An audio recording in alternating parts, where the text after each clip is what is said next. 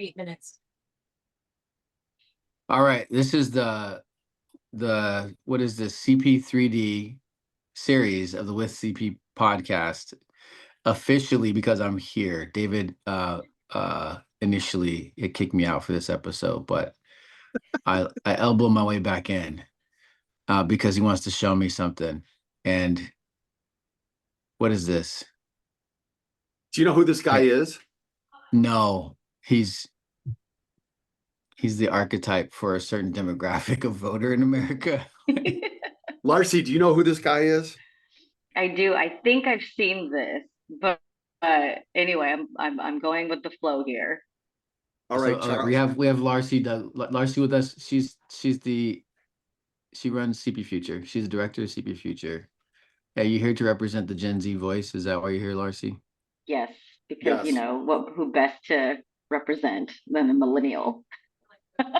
Okay, when I'm about to play this video clip, and this guy is Tim Walz. He's the governor of Minnesota, and he is on fire in the vice presidential I race. heard. Okay, I heard about this guy. I totally thought he was a different dude, though. I've only seen it. I've only heard audio of him, and I've seen his name. So I want to ask you, what word stands out to you after I play this 43-second clip? Oh my God. What word do you notice? Okay, here we go. These are weird people on the other side. They want to take books away. They want to be in your exam room. That's what it comes down to. And don't, get sugarcoating this. These are weird ideas. Listen to them speak. Listen how they talk about things. Listen to how your previous guests were right. Like you said, they've told them that they shouldn't talk about race. They can't help it. It is built into their DNA because there is no plan. There's no healthcare plan. There's no healthcare plan. There's nothing to do on this. They want to take away our alliances and leave Russia to do whatever they want. Look, they are bad on foreign policy. They are bad on the environment. They certainly have no healthcare plan. And they keep talking about the middle class that, as I said, a robber baron real estate guy and a venture capitalist trying to tell us they understand who we are. They don't know who we are. Okay. What word stood out to you there? Yeah. It's the latest messaging from our side. These people are weird. Yes, absolutely. I've already seen it. People are already posting. That's so weird. You're weird. Why These are you are so weird weird? people. These are weird people. That's a Gen Z word. That word has completely taken over this campaign. Okay. Yes. Since Kamala Harris became the nominee. And that's what this podcast is about today, is about the very important generational shift from Joe Biden's language about democracy and about the fight for the soul of this country, and moving instead to somebody who's saying kind of the same thing. These people are threats, but is using this word weird. Okay. Yeah. And it's, of course, a concept. Weird is a concept. There's a lot of power that comes with it. And I want to show how powerful this word has become in the Harris campaign. That's the goal of this podcast. But first, let me just ask you two, as younger colleagues. I'm 57. Charles is 42, I think. Larcy, I think you're 42. So what does weird do for you as a word, as a concept? What does weird do? So it's interesting because weird is not like a new word, right? It's not a new word, but it's been recontextualized by and adopted in a different way by Gen Z, and it is. So I understand it through that lens, through like the new usage of it for us. I mean, it's always been like these people are strange. They're not like us, to use another reference. But weird for them is like it's like a bad different. It's a new, like this label is a bad different, like you don't want this thing. It is icky. It is too strange. It is not America. I think that's the frame for this. Definitely, it definitely creates a separation for sure, right? So I think what's also happening is that the Republicans now have to be like, okay, how am I going to separate myself from this division that's creating, hopefully in the party too, to say, are you going to be part of this weird definition and put you in that same kind of bucket? But I love it. I honestly think like the simpler the way that we can communicate how they're behaving instead of, long words and definitions. It's very catchy, and it's really interesting coming from the Voters of Tomorrow Summit. And I know you have some questions No, about wait, that what too. was that? But What was that? What was that? so the Voters of Tomorrow Summit was just in Atlanta, Georgia. We co-sponsored the event, and 100 some Gen Zs came into Atlanta, Georgia from across the country to just talk about the elections and what they need to do to prepare for it. And we were a big presence over there, and the excitement about Harris was definitely top of everybody's mind. Everyone had coconut water in their hands.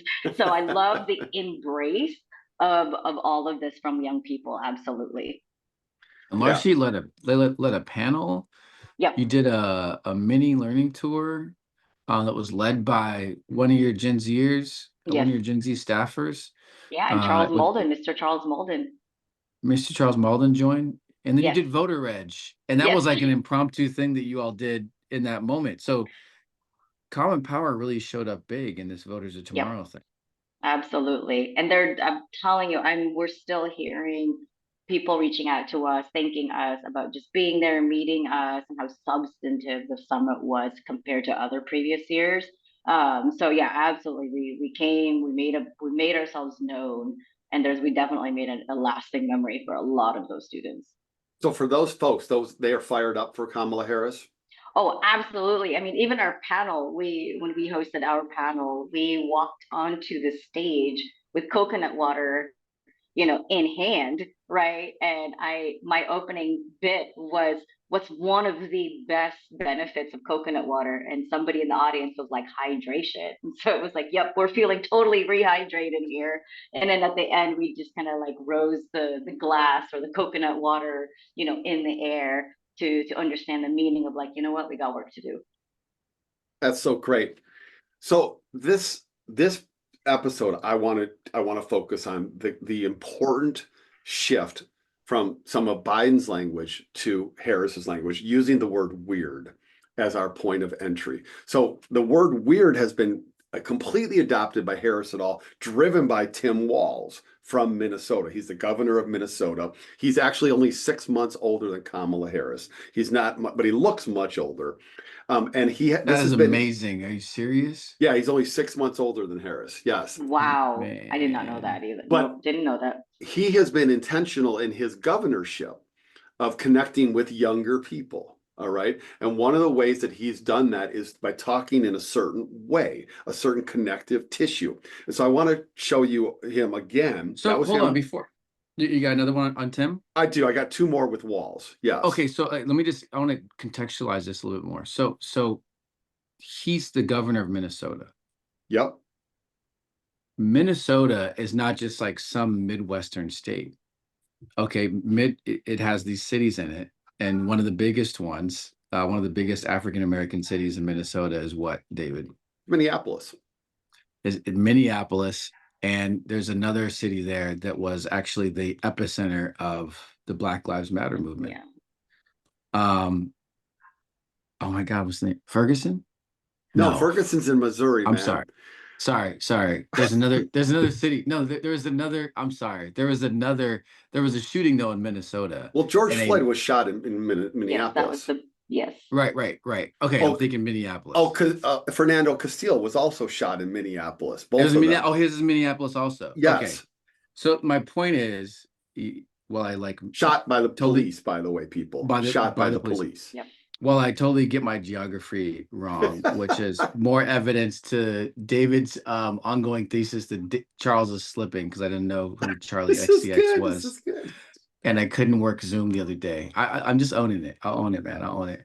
But the serious point is that the Black Lives Matter movement was anchored in Minneapolis. Yes. And was and really rose in that state. And so him being a governor there, and a successful one and a popular one, means that he is also rooted in not just like organizer culture and interacting with them, but activists, and has had to grapple with that, and it has had to incorporate what the activists want, the people on the sometimes furthest to the left on a lot of things, he has made a way through with them, and has learned to communicate to them, however successfully he has.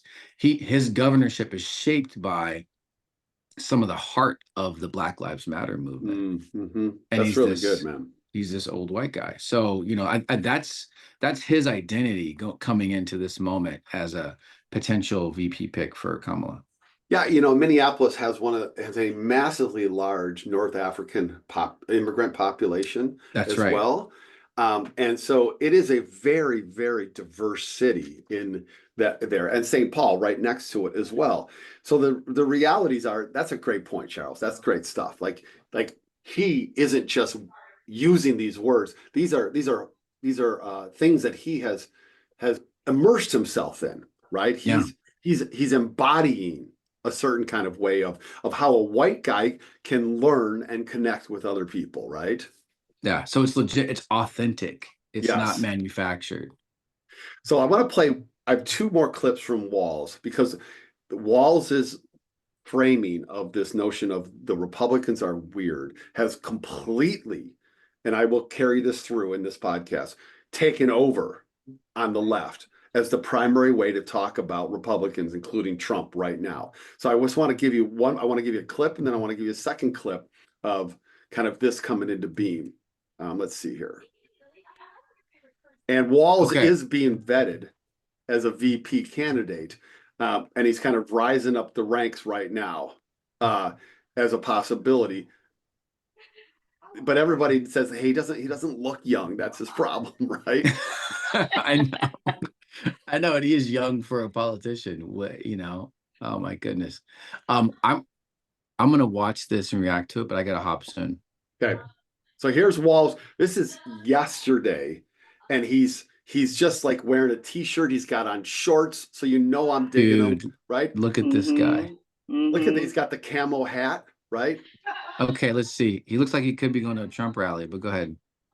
These guys are just weird. That's who they are. So it isn't much else. Don't give them the power. Look, are they a threat to democracy? Yes. Are they going to take our rights away? Yes. Are they going to put people's lives in danger? Yes. Are they going to endanger the planet by not dealing with climate change? Yes. They're going to do all that. But don't lift these guys up like they're sometimes the heroes. Everybody in this room knows, I know it as a teacher, a bully has no self-confidence. A bully has no strength. They have nothing. The fascists depend on fear. The fascists depend on us going back. But we're not afraid of weird people. We're a little bit creeped out, but we're not afraid. But look, and then as you heard this, and one day ago, a poll came out and showed Kamala Harris up 10 points and Donald Trump getting his ass handed to him here in Minnesota. So sorry. But he's here today in the state of hockey to complete his trifecta. He lost in 16, he lost in 20, he loses in 24.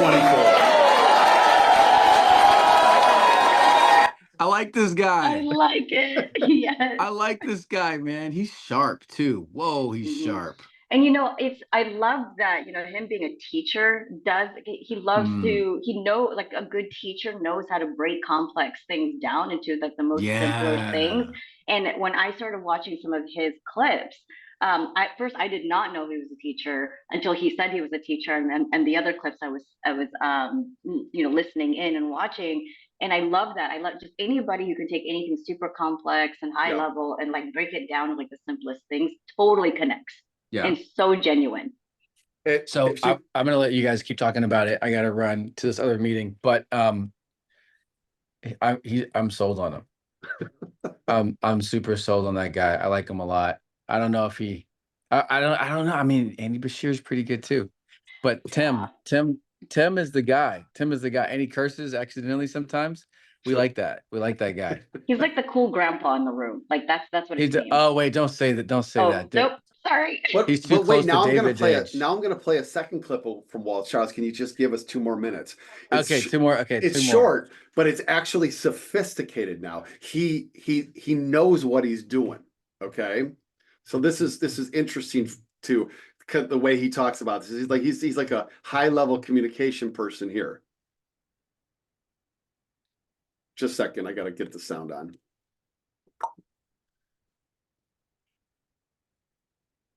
So here he is. It's the same press conference, but it's just a different part of the press conference because you can see he's wearing the same thing. There we go. I'm starting to feel like you like him because of his wardrobe here, David. Yeah. That's true, Charles. Very true. It's so hard to understand. When somebody else gets them right, it's not like a damn pie. Oh, somebody got a bigger piece of pie. I don't get it. Rights aren't that way. There's enough for everybody. There's enough for everybody to be included. Same thing with jobs. Same thing with housing. Same thing with healthcare. So,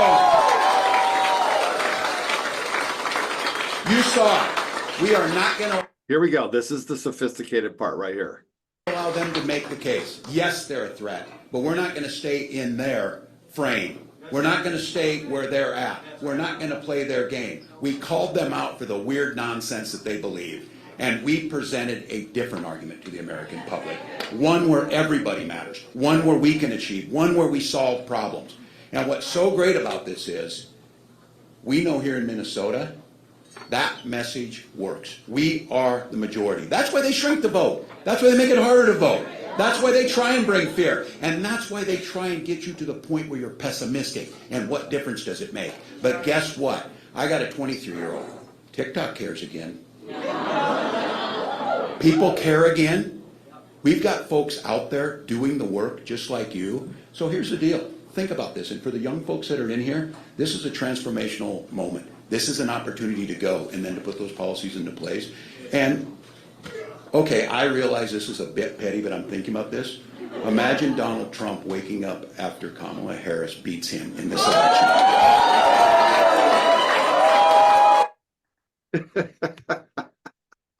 The guy's petty. He's swearing. It's all, but he's like, we're not staying in their frame. We're not staying in their frame. That's so good. I'm so tired of playing inside the frame of Trump at all. All right. Absolutely. Well, he'd also just kind of brings back. Wait, the hold on, whole, hold on. Wait. Go ahead, Charles. Ty, come here. What do you think about Tim Walz? What do you think about the governor of Minnesota? Tim Walz. Tim Walz. Guys, don't put me on the spot. He's amazing. He's amazing. He's amazing. Yeah. See? It's tricky stuff going on in Michigan, as there is everywhere. In Minnesota. Yeah, that's right. That's okay. Yeah. No, that's good. That's good. Okay. All right. So we love him. From Gen Zs to boomers, everybody loves Tim Walz. But I do want to Walz, W-A-L-Z. But I want Ty to hear you answer this question, Charles, and you can Larcy. So weird to me sounds like it's not a strong enough word. Okay, that's like the first reaction. It's like it's kind of weird. It doesn't seem to capture the threat that these folks are. Yeah. So help me to understand why it's a really good frame, why it really actually is powerful. I think that generationally, it has been categorized with specificity. Okay, that's one piece. So it may feel nebulous to us, but weird to ears, it's very specific. It means you're out. You're not cool. Yeah. You're not one of us. Yeah, I definitely would. I'll add to that. It does, again, like I said, distance from like a social norm, right? And to call out somebody that you're not part of this thing over here that is normal. That's the call out to one. It kind of fits. It kind of allows people to fit it to kind of interpret why they are being ousted. Why are they being kind of put aside or distancing? There's a distancing effect that's happening there for sure in like a social hierarchy or social norm. Totally. It seems to capture this ability to otherize somebody, to say you're not one of us. You're not American. You're not a Democrat, small d Democrat. You're not a patriot. While at the same time avoiding all of the kind of bigger terminology that is off-putting to young people, right? It feels old and dated. So what we're doing is we are taking what they do to us, right? They have othered us, and they've said that we're like you said, we're not American, or we shouldn't count as much as they do or their vote. And now we're saying, no, you are. And this is what people have talked about the left, is that we don't fight the way they fight. And now we are. Now we're like, okay, listen, actually, if you want to talk about who doesn't belong here, it's you and your outlandish views. Yeah. You're extreme. You don't belong. You're not American. You're not what makes America great ever. You've never been what made America great. It was actually how inclusive we can be, how many people we can bring into this big tent, how we think about the people who don't have, how we share what we've got. And so, no, you're the weird one. You're the freaking weird one. That's what this is. Okay, I got to run. Okay. Yep. Thanks. Thanks, everybody. Thanks. And I agree with that too. Definitely that there is like a kind of a turning of the table that's happening too, because a lot of the things I'm also seeing in social media are all the claims that they threw at us. And we're like, oh no, who's talking now? Well, that was rich coming from somebody, now that, Donald Trump is officially the oldest person. Now that's kind of the tables have turned on that one as well. And now they're the ones kind of eating up all the things that they thrown at us. So I love that we can what is this? There's a word or a saying that says, if people throw bricks at you, you make a house out of it. It's just like, again, we're just taking what they have thrown at us or the labels that they've created for us. And we're like, all right, well, let's just see how it goes now that the tables have definitely turned. And I believe this is the start of it. And it's definitely picking up momentum.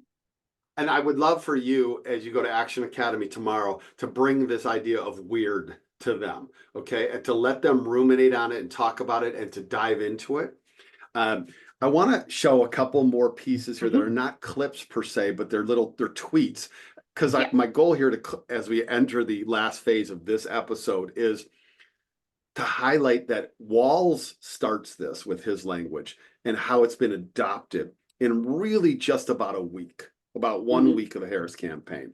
Like, this is, as a communications person, someone who tracks the adoption of words and images and messages. This is how you do it, okay? Yep. Is you put it forward, you find it resonates, and then you bring everybody to start saying it. You get everybody to start saying it, okay? So here's some tweets that I have picked up and saved over the last couple days. So I'm going to start with this one right here, which is this is a Kamala Harris headquarters tweet right here where it says Kamala HQ. This is their main Twitter feed. She said, this is weird. Like, whoever's running for them. And they're pointing to, Stephen Miller, who's talking about the desire to let states monitor, that's the word they're using, monitor women's pregnancies under Project 25. So what does she say? She doesn't say it's wrong, it's terrible. She doesn't say it's a threat to democracy. She doesn't say it's offensive. They don't say they say it's weird. Yep. It's weird. Yep. Okay. Here's I already showed you the Walz's clips. Here's Republicans Against Trump, which are a pro-Harris group, saying, look, Trump is weird. And this is Trump wanting to kiss somebody, and this girl kind of dodges it at Turning Point USA, and then he tries to kiss her again. Okay. Yes. But again, Trump is weird is the message. So the interesting thing about, TPUSA, and I follow them just to kind of see what their movement is, not because I agree with anything that they're saying, is that they also had their summit over this past weekend, and it's no different than any of the rhetoric that the extreme right is saying. It's just constantly like what Tim Walz was saying. It's just they're constantly like trying to scare everybody, right? And when I'm working with students, and professor, you're a professor, and you work with students too, but it's like, and even in Action Academy, it's like, let's make this fun. Let's make this really genuine, because that's what people are going to gravitate towards. And so you can't, just by using simple language about like how to describe something, that can bring about a connectedness that, that comes naturally, because those are common terms that is used day to day. So I say to whoever is her campaign person, it's like, what is the day-to-day thing that we use in terms of like how we explain something that's off, how we encourage people to be with us, and just use those same language. Yep. So here's Midas Touch, which is a pro-democracy Twitter feed. And so, they're talking about this. This is an ad about Republicans, and these guys are just weird, right? This, and they're like, this new ad is very good and very creepy. These guys are just weird. Here's Walz again.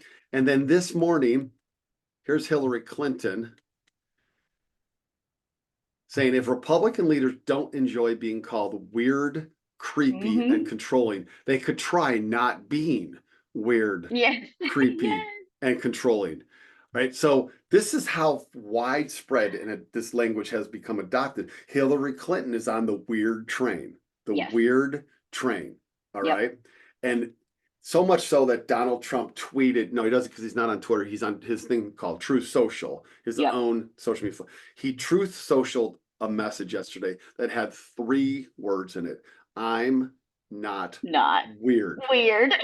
That's all it was. So we're getting under Trump's skin, right? This is it. Yep.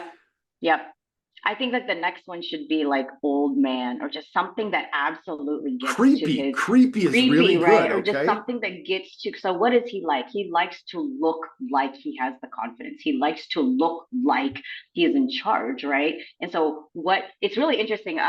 One of the panels that I attended at the Voters of Tomorrow Summit was a workshop that said how to take down Regina George in your campaign. Now, Regina George was this really it was a play on the movie Mean Girls. So a millennial over here, right? Like when I saw that, I was like, oh, that's an interesting take. Is she the ultimate mean girl? She's the ultimate mean girl? She's the ultimate mean girl. And it talked about really the pillars of these institutions and the pillars of support and why they maintain this power. So one of the things that the movie does is really take down her self-confidence. So she's the epitome of like beauty, right? She's tall, skinny, blonde, blue eyes, like all of these, like what we would say in normal terms of like hierarchy of like attractiveness. She fits it, right? So in the movie, they take it down by like giving her weight gain pills that said it was actually to lose weight, right? Yeah. And so she starts getting bloated. So I think that's the thing. Like I hate that we have to do that. But this guy has had such a history of attacking anything and everything to just appease his own like lack of self-confidence, right? Like you cannot sit there and constantly belittle people and stomp on them and not have somebody come back and fight, with you on it. So I say like, yeah, go ahead and start pointing out like, hey, look at his tie is crooked. That suit made him look more orange. Like, so that is what he doesn't want, is that those personal attacks to him. And that's why he's so good at doing it first and dishing it out first. Totally right. He uses his own intimidation to stop the critiques of him, right? Yep. So Tim Walz is this governor of Minnesota, and his language around weirdness and Republicans are weird has been very popular in Minnesota and now is adopted entirely by the Harris campaign and by those aligned with the Harris campaign.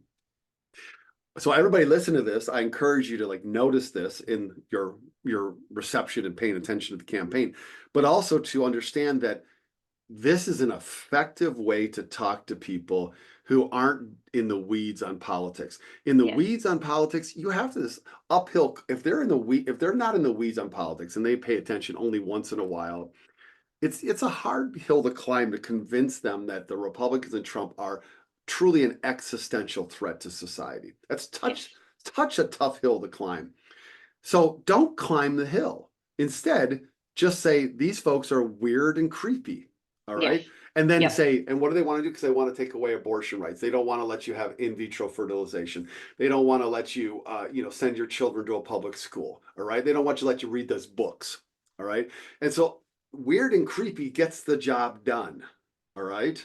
Oh, and again, it goes back to understanding the day-to-day language, right? We watched Cast, The Origins of Our Discontent by, Isabel Wilkerson. That was really good. And there's a scene, no spoilers here, but there's a scene in here where she's trying to explain to her cousin about what her research is about. And her cousin was even like, now talk to me like I'm a normal person, because she does go super high level academic. And again, nothing at all faults about like the language and the research she's doing, but her cousin was like, now talk to me like I'm a normal person, right? And right after the first day of the summit, we did a recap on CP Futures Insta Live, and we were talking about just our takeaways for that day. And this particular thing about what the messaging is from Republicans and what we need to do as Democrats is, again, simplify the day-to-day language of their campaign. And one of the things that we said in our Insta Live was, there's no discounts in democracy, and we ain't rolling back like Walmart. And like immediately people know, like, wait a minute, are you serious? And then somebody in our live group was like, democracy is expensive. And I said, you know what? But we were able to afford it when the 1965 Civil Rights Act was was passed. We were able to afford it when there were 27 amendments that occurred in our Constitution. We were able to afford it when the Civil Rights Act and when women got a chance to vote. So we can't afford this democracy. We just cannot afford to roll it back like Walmart. That's so good. Walmart and Walmart again, not good enough for leftist progressives, but is exactly the language of everyday Americans, right? Exactly. Like, we're not rolling this back. And so that was a hit in our live, and people were clapping. They're like, that was a good one. So again, like, people who are able to take these really, really complex, ideas and theories, and like, how do you take just the smallest connective tissues and add it to like the most simplest terms, are like really good at communicating, especially like even you, David, where you studied it, when it should happen, how it should happen, and even how you can take like, when you're in Action Academy, you're like, oh, positive, negative language. Here's this, language of this law or bill or amendment. And then you're like, yeah, but let's just add one little word. And then it just totally makes a big difference, right? And so Yeah. I love those minds where you can take complex things and just like super simplify it for everybody. Totally. Okay, so this episode, July 27th, no, July 29th here, Monday morning. It's right now, it's 1 p.m. Pacific time.